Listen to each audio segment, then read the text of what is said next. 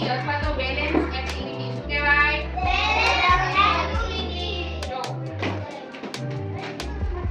તમારે બધાય ફેરવવું છે? પછી એમાં કેન્દ્ર શોધો બધાય. હાલો પાટિયાની અંદર કેન્દ્ર શોધો. શોધો. ચાલો પાછા પાટિયું ફેરવી દો અને આંગળી રાખી છે ત્યાં. હાલો ગોળ ગોળ ફેરવો.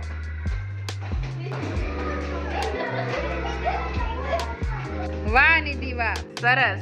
હાલો ફેરવો, હરખું ફેરવો.